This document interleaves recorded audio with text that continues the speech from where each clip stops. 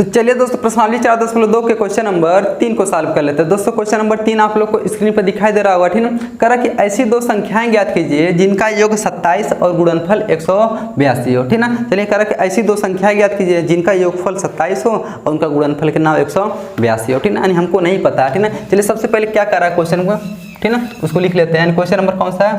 Question number तीसरा, ठीक ना। करा कि ऐसी दो संख्याएं ज्ञात की जिनका योग 27 हो, योगफल कितना दे दिया 27, यानी दोनों संख्याओं का योग कितना दे दिया, दोनों संख्याओं का योग लिख लेते हैं। दोनों संख्याओं का योग कितना दे दिया, दोनों संख्याओं का योग बराबर 27 दे दिया। चलिए लिख लेते हैं 27, ठीक ना। तथा गुणनफल कितना दे दिया, तथा गुणनफल बराबर 182 दे दिया का, गुणनफल बराबर कितना दे दिया 182 दे दिया, ठीक ना। अब हमसे कह रहा है कि दोनों संख्याएं ज्ञात करना है, हमको नहीं पता है। मान लेंगे माना पहली संख्या को क्या मान लेते हैं, x मान लेते हैं, ठीक है। क्या लिखेंगे, माना, क्या लिखेंगे, माना। माना पहली संख्या, माना पहली संख्या बराबर कितना मान लेते हैं, x मान लेते हैं। तो दूसरा कितना होगा, ठीक ना। अब दूसरा कंफ्यूज हो सकते हैं आप लोग कि y माने कि z माने, नहीं y नहीं मान सकते। क्यों? क्योंकि हम लोग द्विघात समीकरण पढ़ रहे हैं। दो चर वाले रेखीय समीकरण पढ़ते तो मान सकते हैं, हाँ एक ठो x दूसरे को y, ठीक है। लेकिन यहाँ नहीं मानेंगे, ठीक। हमको द्विघात समीकरण बनाने के लिए एक ठो x माने हैं तो दूसरे को यानी x के रूप में ही मानना पड़ेगा। कैसे मानेंगे? अच्छा बताइए, हम कर रहे हैं कि यानी दो संख्याओं को जोड़ने में 10 आ रहा है, यदि एक संख्या इसमें से 6 है तो दूसरा का कितना होगा 4 होगा, तभी तो 6 और 4 कितना हो जाएगा 10। तो ये 4 दूसरा का कैसे पता चला, यानी है देखिए जो योग दिया है उनमें से पहले का संख्या घटाएंगे तो दूसरा का संख्या पता चल जाएगा। यहाँ देखिए योग जो दिया है, योग कितना दिया 27 दिया, 27 में से पहले का घटा देंगे तो दूसरा का पता चल जाएगा कहाँ। तो 27 में से x को हटाइए कितना बचेगा, 27 में से x को हटाएंगे तो 27 माइनस x बचेगा, ठीक है। तो यहाँ लिख लेंगे तो दूसरी संख्या कितना हो जाएगा,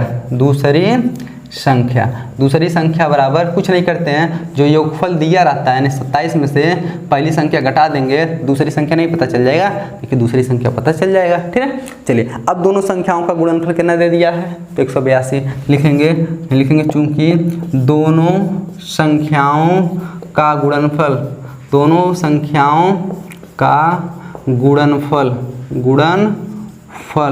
बराबर कितना दे दिया 182। दोनों संख्या मतलब पहली संख्या और दूसरी संख्या, पहली संख्या कितना है x गुणे दूसरी संख्या कितना है 27 माइनस x। देखिए दोनों संख्याओं का गुणा कर दिए, किसके बराबर हो जाएगा 182 के बराबर हो जाएगा, क्योंकि दोनों संख्याओं का गुणनफल 182 दिया है। चलिए गुणा कर लेते हैं, x का गुणा 27 में करेंगे कितना हो जाएगा 27 x, फिर x का गुणा x में करेंगे तो यहाँ माइनस कितना हो जाएगा x स्क्वायर बराबर 182 हो जाएगा, ठीक है। चलिए है सबको उधर लेके चले जाइए, ठीक है। सबको उधर ले जाएंगे तो इधर क्या बचेगा 0 बराबर है x स्क्वायर उधर जा करके प्लस x स्क्वायर माइनस 27 उधर जा करके प्लस 27 उधर जा करके माइनस 27 x हो जाएगा।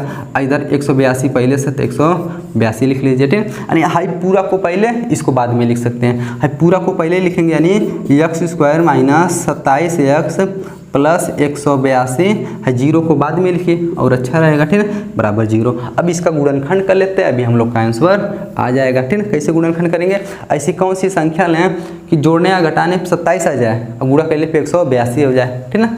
चलिए तो हम 13 और 14 चेक कर लें, देख लेते हैं। यदि हम -13 में -14 जोड़ दें 4 3 7 और 1 1 2 यानी -27 आ जा रहा है। अब गुणा कर ले देखिए 182 आ जा रहा है कहाँ, ठीक है। गुणा करिए 13 चौक को 52 के 2, फिर 13 का नाम 13 और 5 हासिल था 13 5 18, देखिए 182 आ जाएगा, माइनस माइनस प्लस, यानी देख रहे हैं जोड़ने पे -27 और गुणा करने पे क्या हो जा रहा है, ठीक है 182 आ जा रहा है। देखिए हम कौन संख्या लिख सकते हैं, इसको 13 और 14 में लेकर के तोड़ सकते हैं, ठीक है। यानी इसको तोड़ेंगे 27 को कितना तोड़ेंगे -13x और -14x, ठीक। इसको दो भागों में तोड़िए यानी x स्क्वायर, इसको तोड़ेंगे -13x -14x कितना प्लस 182 है तो 182 लिख लीजिए। अब दोनों कुछ कॉमन मिल रहा है, नहीं मिल रहा, खाली x मिल रहा, तो x को कॉमन ले लीजिए, क्या बचेगा x बचेगा -13 बचेगा।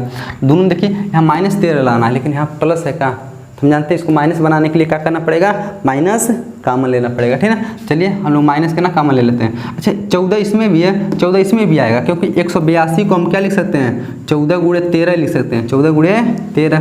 तो इनमें से 14 निकाल लेंगे, कितना बचेगा, खाली 13 बचेगा ना। यानी देख लीजिए दोनों हम 14 कॉमन ले लिए, -14 था, क्या बचेगा, खाली x है, प्लस है तो माइनस हो जाएगा। 182 में से 14 निकाल लिया, यानी 14 से भाग करिए के बारे में, तो 13 बार में, ठीक है। अब देख रहे हैं यहाँ ये भी x - 13, यहाँ पर भी x - 13, ठीक है। तो इसको एक साथ लिख लीजिए, x - 13, ठीक है। और क्या बचा, x और 14, तो x - 14 बराबर 0। अब क्या करते हैं, इसको भी 0 बराबर करेंगे, इसको भी 0 बराबर करेंगे, ठीक है। तो यहाँ देखिए x - 13 बराबर 0, तो x बराबर कितना हो जाएगा, +13 हो जाएगा, ठीक है। उसी तरह यहाँ पर भी x - 14 बराबर 0, तो x बराबर कितना हो जाएगा, उधर जाके +14 हो जाएगा। अब देखिए x का 2 मान मिल गया, 13 भी 14 भी। अतः हमको पहली संख्या और दूसरी संख्या ज्ञात करना है। अतः जब पहली संख्या 13 मानेंगे तो दूसरी संख्या कितना हो जाएगा, तो 27 में से 13 घटाएंगे तो 14 बच जाएगा। पहली संख्या 13 है तो दूसरी संख्या 14 हो जाएगा। यदि पहली संख्या हम 14 मानेंगे तो 27 में से 14 घटाइए तो 13, तो दूसरी संख्या कितना हो जाएगा, 13। यानी पहले को 13 माने तो दूसर का 14, पहले का 14 माने तो दूसर का को 13, क्योंकि देखिए x का 2 मान मिला है। तो यानी पहली संख्या x था ना, एक बार इसको 13 मानेंगे तो दूसर का 14 मिलेगा, यदि इसको 14 मानेंगे तो दूसर का 13 मिलेगा, ठीक है। लिखेंगे यदि x बराबर कितना 13, तो पहली संख्या